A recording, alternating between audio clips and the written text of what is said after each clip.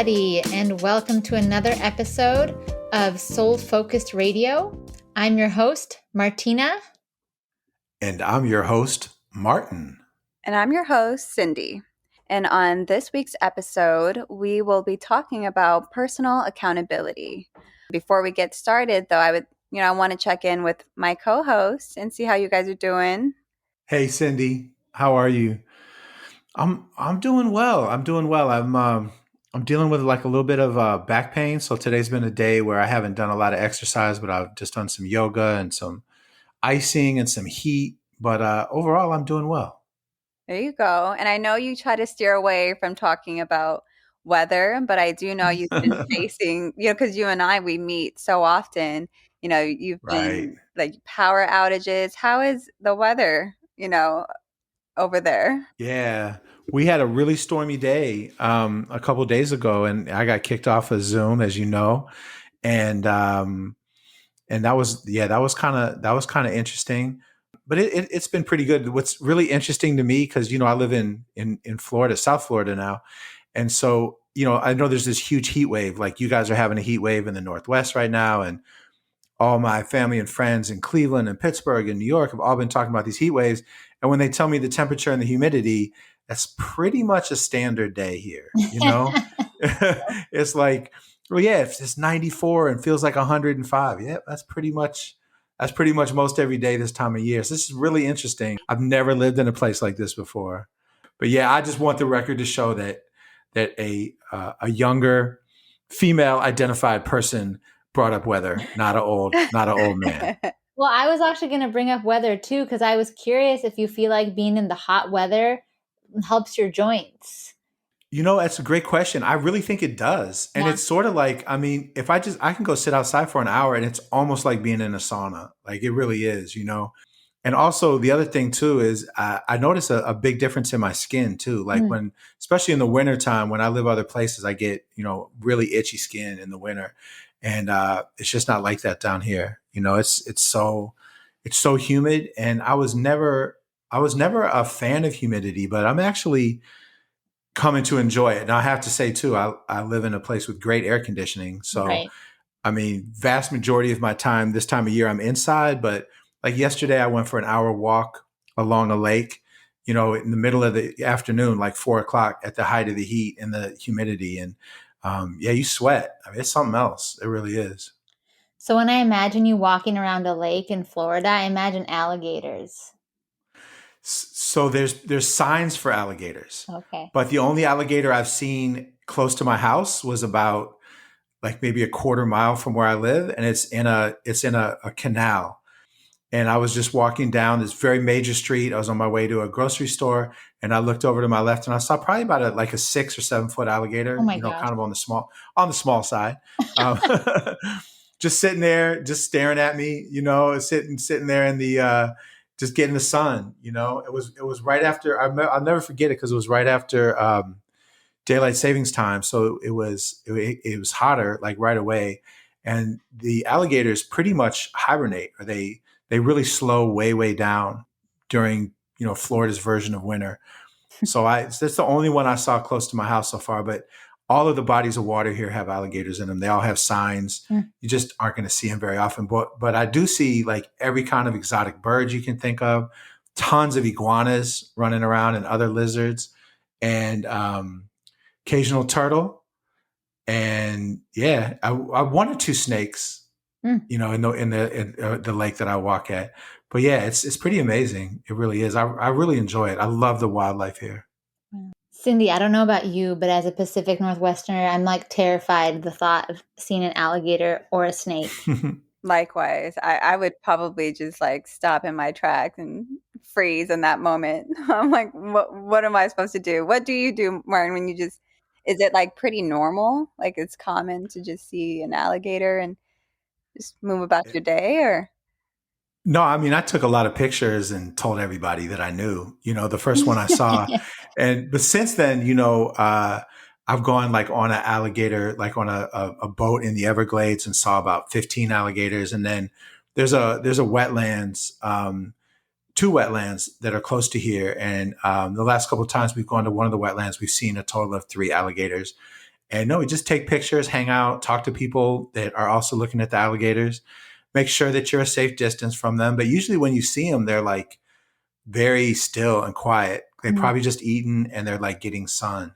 Hmm. So it's kind of been demystified for me a little bit, but it's pretty cool. I actually find it really cool. I'm not scared, but I'm also not putting myself like I'm not going swimming in those places. You know Right. what I mean? And I'm not walking around at night anywhere close to a body of water. Those are absolute no-nos. But if I see one during the day and I'm a safe distance, I'm going to take pictures and check it out for sure. Well, so here's a question. I know an alligator could outswim me, but how fast are Yes. alligators on the land? Like, They could can you outrun outrun you an for short alligator? distances.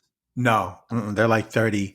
They run like somewhere around 20 to 30 miles an hour, I think, Oh, for wow. very, very short distances. Yeah. Yeah. They're amazingly fast. Now for me, I'm a large human being, as you both know.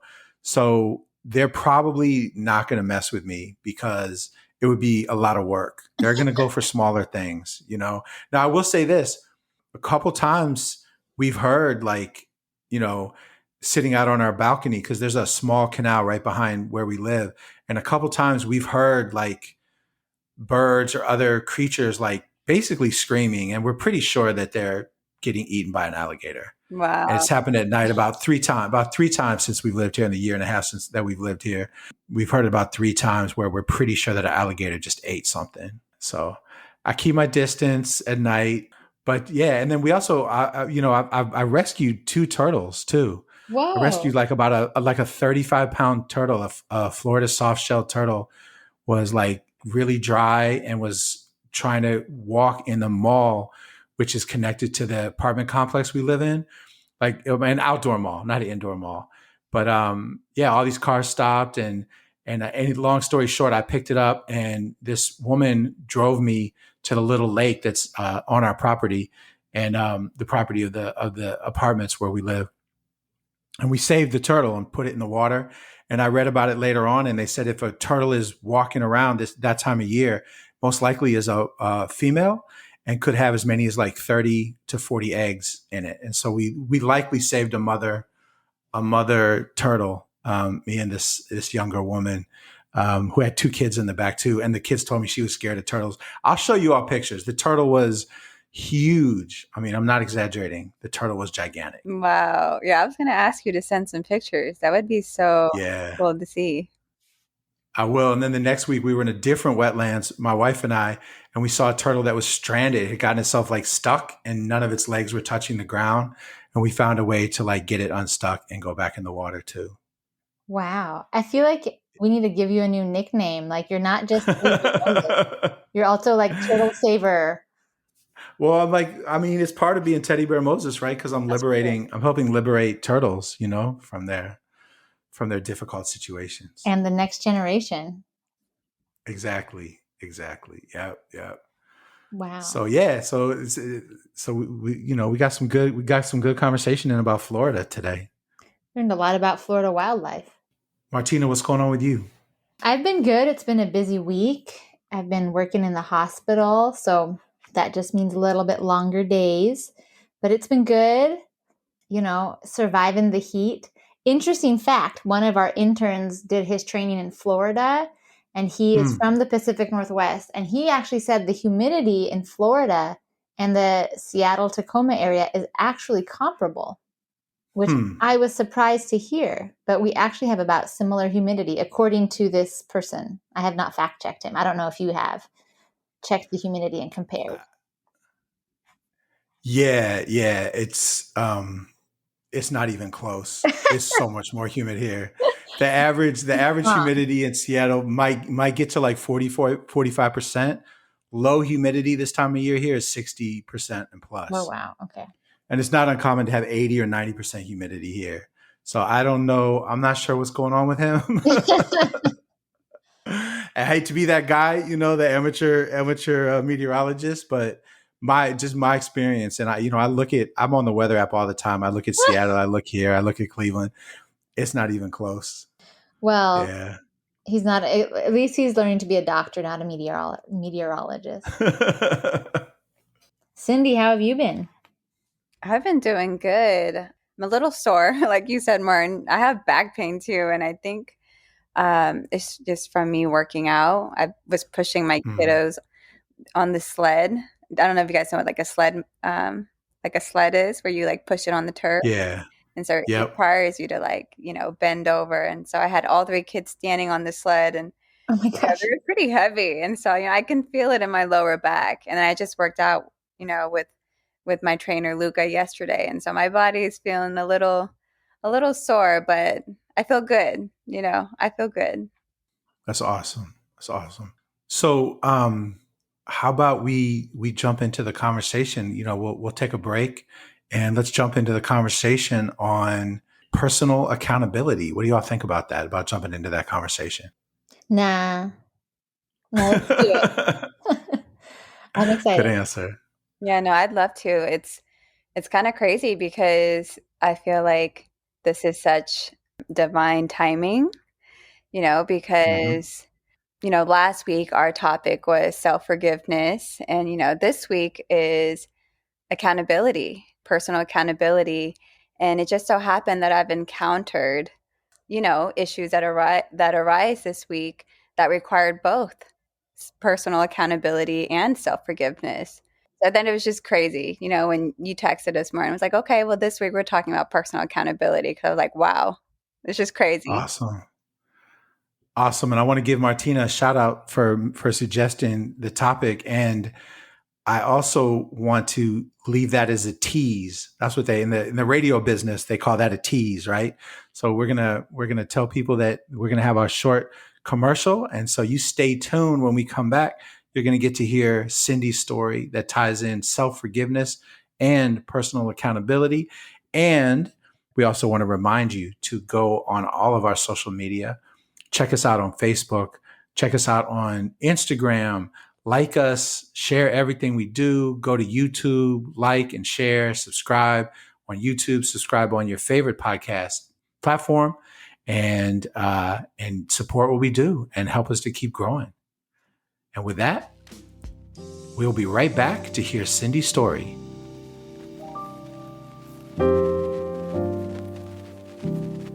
Creating is the new way of fighting.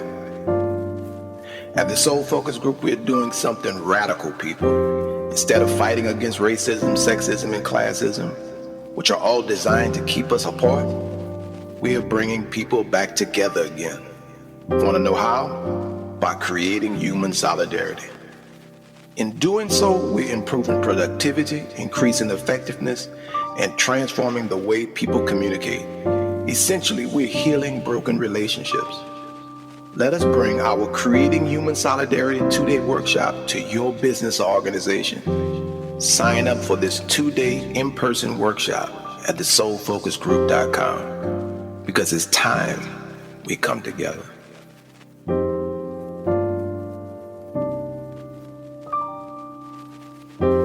All right, welcome back, everybody. And we are going to jump into our conversation on personal accountability. And before we get into personal accountability, Cindy and Martina, I want to check in with you all on what your definition of accountability is, because for me, it's like kind of a loaded term. And so when we had talked about this being our subject today, I was like, oh, there's a lot of feelings came up for me. But like Cindy, I would love to hear, like, even before we get into the personal part of it, how would you define just accountability without thinking about the personal part yet? When I think of accountability, I immediately think about responsibility and like ownership, right? Like owning up, like you grow up and they're like, oh, own up to your stuff. And so when I think of accountability, I just, that's what comes up for me is, taking responsibility and, ownership of your actions and your behaviors. So that's what comes up for me when I think of accountability. That's how I would define it. Awesome. Thank you. What about you, Martina? Yeah, initially, I think I've been socialized to think about accountability as like a punishment. Like it almost gives me this negative feeling of like, "Ooh, I'm going to be held accountable for something I did wrong." And it gives me that feeling in my stomach of like, "Ooh, what I do, like almost start to feel defensive, and then how do I move from being defensive to accepting responsibility?" And then I think also I struggle with accountability, not just being like, okay, yeah, you're 100% right. I'm 100% wrong. So those were my kind of initial reactions. That's so interesting, you all. So I'm actually hearing, like, in your definitions of accountability, I'm already hearing that personal piece, right? Mm. So it sounds like both of you are talking about like times when you felt held accountable, or maybe times that you've, at least tried to hold other people accountable. But it's about taking, like personal responsibility is kind of the theme I'm hearing from you all. Is that pretty accurate? Yeah. Definitely. That's so interesting to me because I agree with you, and I think I was raised that way. And then, being in the anti-racist movement for 25 plus years, accountability was this buzzword, this thing we talked about all the time. And yeah, it was about being held accountable, but it was so much more on like a bigger level, like a macro level, and it was always focused on racism. And so like it was always about, we have to hold the institutions and the systems accountable for how they treat community. They always have to be accountable to community members. I heard that phrase over and over and over again for 25 years. And then, being a white person with an anti-racist white identity, our conversation was always, being accountable to people of color. Like, we always have to be accountable to people of color. All the movement has to be people of color led. So it turned into this movement based thing, this organizing based thing. And it was like always considered to be one of the primary principles of organizing it felt very external to me. Like, I would hold myself accountable and I'd demand accountability of myself and my white brothers and sisters and all that stuff. But it also felt like, it didn't feel like it was emanating from me, but it was more like, this is just how you have to be righteous in the anti-racist organizing movement. It has to all be about accountability. Well, I don't know about you, but kind of when I hear that and when I really feel that, like it doesn't Mm. always feel like it's coming from a place of love, Mm. right? Like it's not uplifting each other in love. Maybe that's too like hippy dippy of me, but I think about that with like soul focus group is like we're trying to, spread love for ourselves and for each other and that human Yeah. solidarity, which I feel like kind of that traditional accountability doesn't value. Yeah, totally, Martina. I laugh when you said hippy dippy because I'm like, wow, look at how we've marginalized love, Yeah. right? Yeah. Isn't that crazy? Like, we've delegated or relegated love to like hippies. Mm. Not that it's something that we should all have. Like, you should have love in the medical profession. And Cindy, the business that you and your husband run of AAU basketball, that you shouldn't have, love in that business, right? That love is just for like people on the outskirts, like radical people or hippie. It's amazing to think about that. And yes, you're right. Oftentimes it did not feel loving. Mm. It didn't. And it didn't oftentimes feel reciprocal either. It didn't oftentimes feel like there was two-way accountability, because it was almost like, you always were trying to make up for stuff. So we were together, people of color and white people, we were like side by side trying to hold the systems and institutions accountable. And then in the more interpersonal stuff, there was a lot of like us as white people trying to be accountable to people of color in ways that weren't always that healthy. I Mm. would argue even like later on, like my wife, who, as you all know, and the audience knows, is a Black woman, told me that some of those relationships felt abusive to her from people of color towards me, because I couldn't hold them accountable in the way they could hold me accountable. And, that's how we defined accountability. We said, if it's not two-way, it's not accountable. It's abusive. Mm. And that did show up in our movement too. I can tell you that for sure. I definitely felt that way. So I think it's interesting that you all kind of go to the personal accountability and personal responsibility first in terms of your socialization. And while I remember that my socialization over the past, 25 plus years has been this more external piece, I know that over the last 5 or 6 years, I've definitely moved, because it really is about relationships, right? The accountability is really about being in good, trusting, two-way relationships. So what does that look like for ourselves? And I think over the last 4 or 5 years, it's been a process of me improving my relationship with myself, right? And holding myself in a way, and accountable in a way that's also not abusive to myself, Mhm. right? So I think that there's a natural progression that I'm making and that we're making collectively as Soul Focus Group around accountability and how it ties into other concepts we've been talking about, like self-forgiveness and emotional sobriety and all that. And on that note, Cindy, I know you shared with us before we came on today that, something very personal, very connected to this, happened with you this past week. Yeah. So about that. So this past week, it was brought to my attention from somebody very dear to me that something that I did/said caused them a lot of disappointment and Mm, hurt him. So mm, when he brought it to my attention, I immediately felt hurt because that was not the intention at all, you know. And just to hear that you've hurt somebody that you love is very hurtful and sad. And so, when he brought it to my attention, there was a roller coaster of emotions that I was feeling. And despite it all, I owned up to what I said and what I did. And the first thing I did was apologize. I said, I'm so sorry for hurting you. Mm.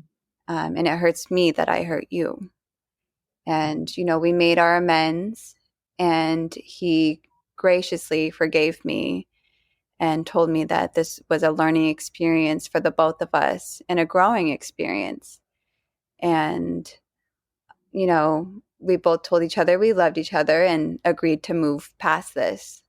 But even though he forgave me, hours later, it just still felt really heavy on me, just to think that like I hurt somebody so close to me. And I just couldn't shake that feeling.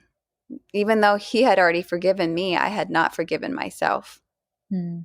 And it affected the way I showed up to my family, right? I had 3 young children, but I was just very sad. It was hard for me to be present and be happy and joyful because I was still hurt about what I did. And later I sat down and was able to reflect about the conversation that I had, about my actions. And, I had taken responsibility for my actions and I made my amends. And I told myself it's time to forgive myself. I need to show up for myself and give myself the same amount of grace that my friend showed me. And as soon as I chose to forgive myself, I felt this weight lifted off of me. And, I don't think had I not had these conversations these past couple of weeks with you, Martina, Martin, and Tirza, and Devin, I don't think I would have been able to forgive myself. I wouldn't have known how to. I wouldn't have recognized that self-forgiveness was a form of self-love for myself. And so, I'm just really glad that we've had these conversations because I was able to apply it personally, in real time. And so it was just, how this conversation came up. It was just, like I said, divine timing. Yeah, that's awesome. I mean, you're making me think of a couple things, and I mean, one is definitely like our critical inner parent. It sounds like you even after you had gotten to a place where where you felt like you had made amends with this person, it was hard. It maybe seemed almost harder for you to move on, to let yourself move on, than for this other person to let you move on. Is that accurate? That's the way you told the story. That's how it's sounding to me. It's very accurate. I just, Mm-hmm. for some reason, I still felt that shame and the guilt of what I had done. And I couldn't shake it. Not for a while. Yeah. Well, I just wanted to ask, like, again, only if you feel comfortable, but could you just give us a little bit of context? Like, was it in an argument? Was it as a joke? I mean, there's just so many different scenarios that I'm thinking it could have been, without, if you feel comfortable, Cindy, and not to violate any confidentiality, but just like, a little bit of the context, I think would be helpful even for us and our listeners as we think about like how it was processed out and everything. Yeah. So what had happened was I had shared some very private information, that was shared very vulnerably. And, so the piece of trust was lost there. What was trusted to be a private matter, I had compromised that trust. Thank you for sharing that. And Cindy, it sounds, what you're describing to me sounds like what I feel when I'm emotionally intoxicated too. Like that feeling that just weighed on you and affected, it sounds like every aspect of your life before you could enter into a space of self-forgiveness. Right. Right. Yeah. I was literally so many emotions and so many thoughts and negative self-talk. I was like, you knew better not to do that. That was poor judgment. That was, like you know better than that. Right. And like, yet I still made that mistake because of poor judgment. But so, yeah, it was definitely emotional intoxication and just a very negative and toxic space to be in. But I feel good now. I forgave myself and I'm really excited to see this person again and share space and be loving with each other and, continue on with our relationship. That's beautiful. Do you feel like the relationship has become stronger through going through this process and this experience? In a sense, yes. But also, that layer of trust was compromised, right? And I think it's once trust gets compromised, it's very hard to shift back to where you were, right? I wouldn't say we're stronger, but we're working on rebuilding the relationship and the trust, right? And I think from this situation, I've learned what not to do moving forward.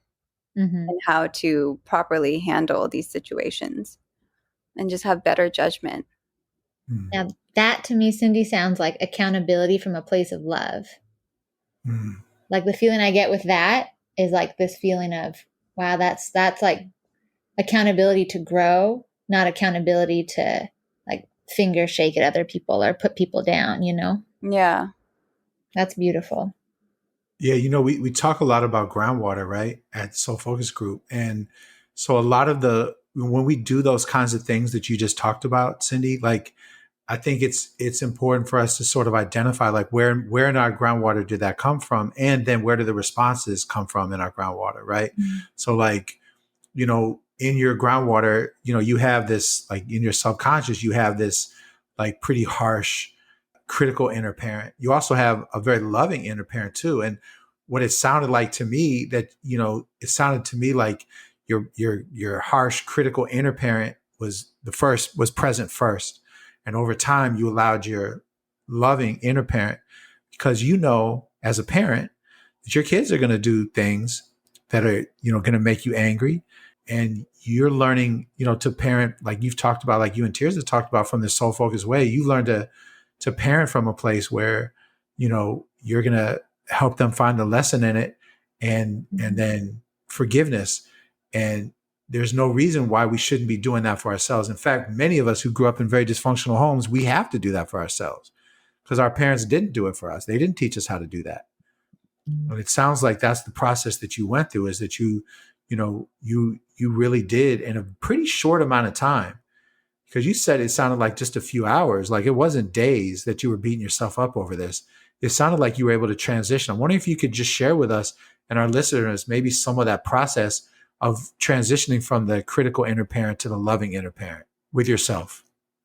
Yeah. So, every day I reflect. And so this happened later in the evening. So I was able to sit down by myself and quietly and just think about my day and what had happened.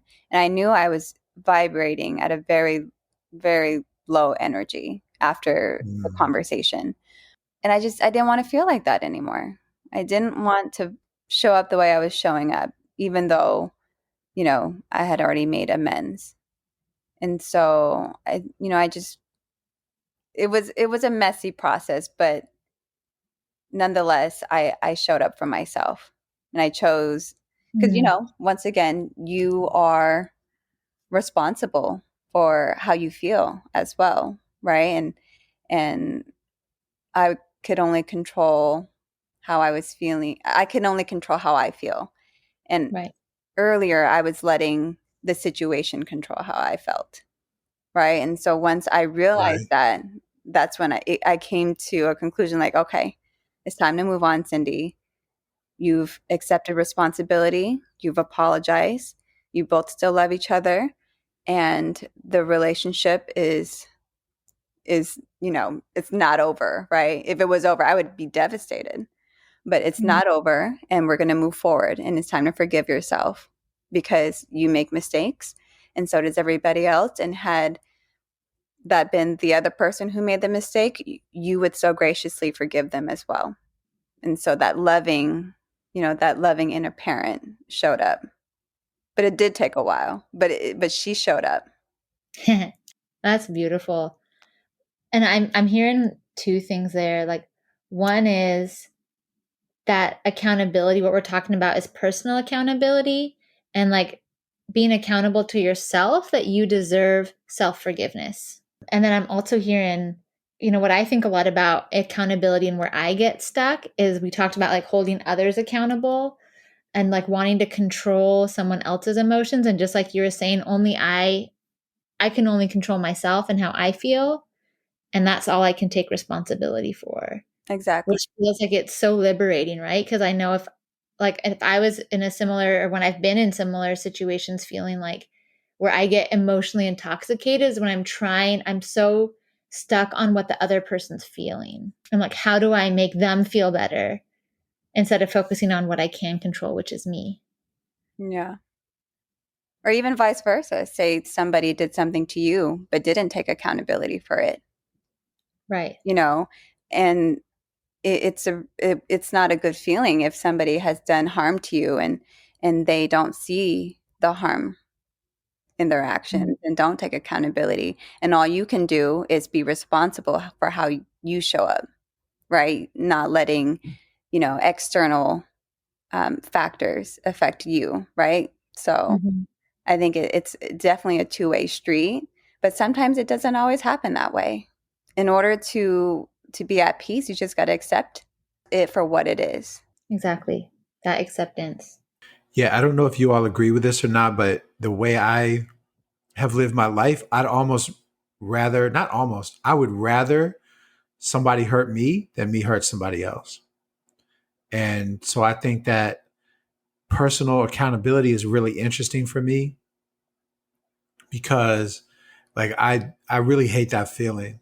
And even in just what you were describing, Cindy, I was thinking like, wow, I think it would take me like a long time to really get over that. And I have a lot of respect for you, that you were able to get in a reflective process pretty early on, and begin to make that transition. And it's, a big part of my growth has been to get away from that victim mentality in relationships, and to really take responsibility that I put myself in all of these relationships.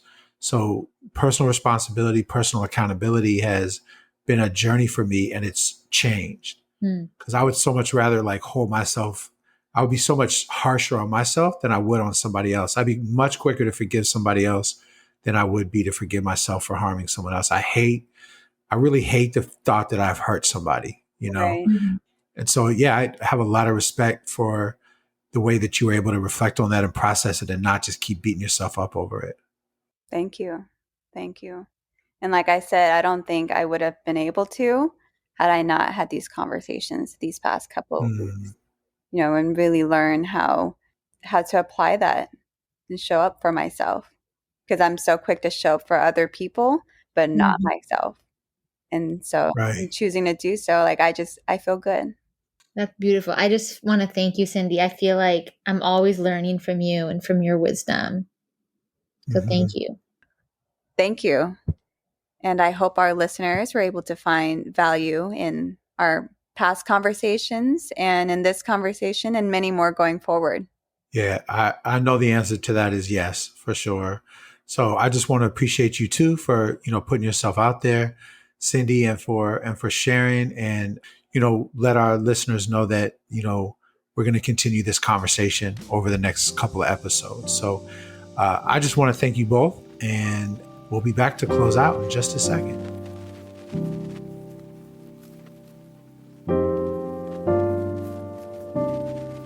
When it comes to racism, the truth is most people are only reporting on the problem.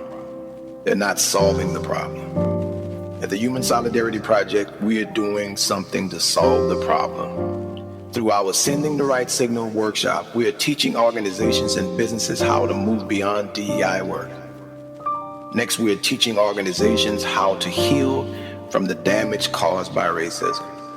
And finally, we're showing organizations how to create cultural integration and truly bring people together.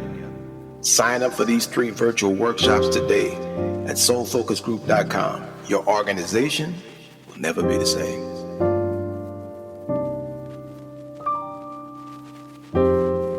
Well, everybody, we hope you enjoyed listening to the conversation that we had, just the 3 of us this time. As I said right before we took our break, we're going to come back with different segments and at least a couple of guests on this topic over the next few episodes. So I'm excited, Cindy and Martina, to continue this conversation and have different voices, as we always like to bring in different voices. And I just want to say I really enjoyed just having the conversation with the 3 of us to kick off the topic of self accountability. I agree. I've missed our conversations. We haven't all 3 been together for a few weeks, and it's become a part of my weekly routine. So it was really great to reconnect with you both. I appreciate you both. And we got to learn about some alligator facts too. So that was a plus. Yeah, Martin's life in the wetlands. Right. Yes. Look, taking pictures of alligators and saving turtles. That's what I'm out here doing. I want to see those pictures, Martin. Oh yeah, I'm gonna send them tonight to our group text.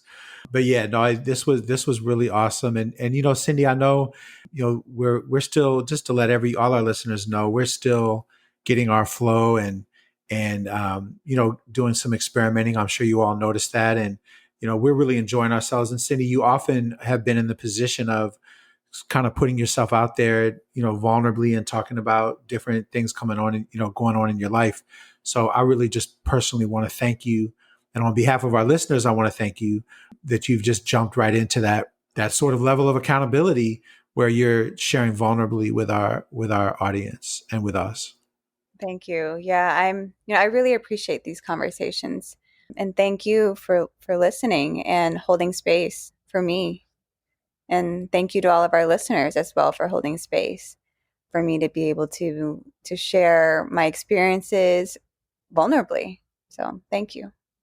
I just want to thank you again, Cindy. Like I said, always learning from you. So I appreciate you a lot. Yes. And thanks to you both. And as you said, Cindy, thank you so much to our listeners for allowing us this platform to share vulnerably with you in so many different ways. And we're going to continue that, and we're going to bring in all kinds of different voices. Please send us feedback on how you like our new format, what you'd like to hear on the segments. You can contact us through the soulfocusgroup.com, and please come and check us out. Share feedback with us. You can find our emails and our contact information there. We're about to launch a brand new website, which is really cool. Really cool. It's going to be launched. I think, Cindy, in the next month or 2, I think, right? We're going to have it active. Yeah, in the next couple of months for sure. Yeah. So can't wait for you all to see that. And so please check us out on Spotify and, Android and Apple Podcasts. Go to YouTube, like, subscribe, share. We thank you so much for being on this journey with us. Know that we love you. We care about each and every one of you. We can't wait to just continue our journey and have you be a part more and more on what we're doing, which is a return to self-solidarity, which is really what self-accountability is. It's self-solidarity, so that we can get back to natural human solidarity, as my D says on the commercial. So thanks again, everybody. We ask you, as always, to stay safe, stay well, and most of all, stay so focused.